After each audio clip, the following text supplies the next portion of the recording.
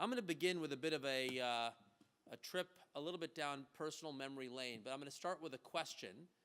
Out of curiosity, I assume many of you have access to social media. You're on Facebook or Twitter, a lot of you. Anybody guess what was the fastest digital platform to reach 1 billion users? Anybody? I'm hearing Instagram, I'm hearing Facebook. The hint is, it's on the screen behind me. It's actually the government of India. How about them apples? So it's going to be helpful if I share the story and context to get us in the spirit of the presentation today. First and foremost, my childhood mentor is actually a native Chicagoan. Native in the wrong way. He was an immigrant, but lives in Chicago. His name is Sam Petrota. Sam was lucky to have come to the United States at a time of technological change. The country was moving from analog to digital phone switches, which didn't mean a big deal to those of us who use phones. They work, but the plumbing was different. And it unleashed a whole wave of innovation, voicemail, a whole bunch of other stuff.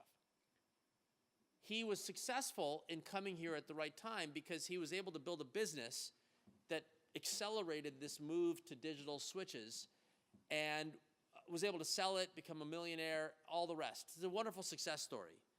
But his heart was in India, where he was born effectively penniless and grew up in a village that had no forms of infrastructure, no indoor plumbing, no traditional paved roads to get to the village. So he took a penny a year salary and he went back to India to solve a conundrum. In the 1980s, there were roughly 300 million people in the country, but there were only 300,000 phone lines. Now, if you were a political debate, if you were observing a political debate, one side of the aisle would say, everybody should have access to a phone. Let's tax the wealthy and subsidize the poor, and that will be one strategy. Another side might say, well, wait a minute, government's in the way, there's bureaucracy, let's slash the red tape and let the private sector do its thing. And that tired, boring fight would have meant that 300,000 would have been 325, would have been 350, but nowhere near 300 million, and the country would not get what it needs to be connected in the digital age. So Sam had a new approach, what I call the innovative path. He said, if you allow me to recruit, I don't know, a couple hundred engineers, I will, at a budget of 20-some-odd million dollars, I will invent a better telecommunications infrastructure.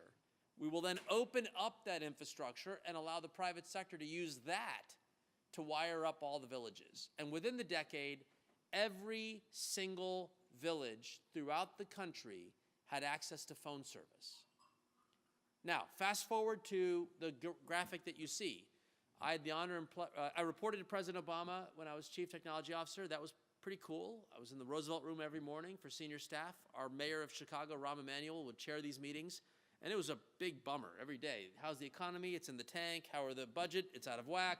Foreign wars. Everybody around the room was like, bad, bad, bad. Aneesh, we launched the new data set today. So we had tech was a happy little place in a sea of pain.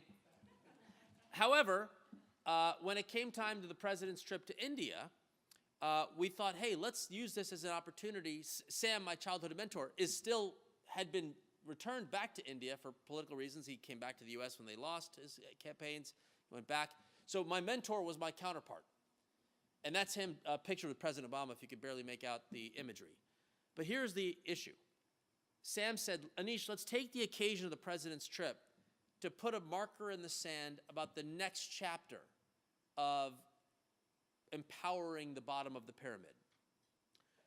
I want to now go back to those same villages that I offered phone service to. I'm going to put fiber broadband to those same, by the way, they still don't have paved roads, they still don't have indoor plumbing, they still don't have traditional forms of infrastructure. These are called panchayats, to those of you that have any friends in the Indian subcontinent. So I want to take this as an opportunity to link those systems to the 21st century, and we're going to open up the underlying government databases so we can empower people with information. Empower people with information. At that event where this is where the president's visiting and he's now talking to the villagers hundreds and hundreds of miles away in a remote part of the country, where for 90 days they had access to this infrastructure.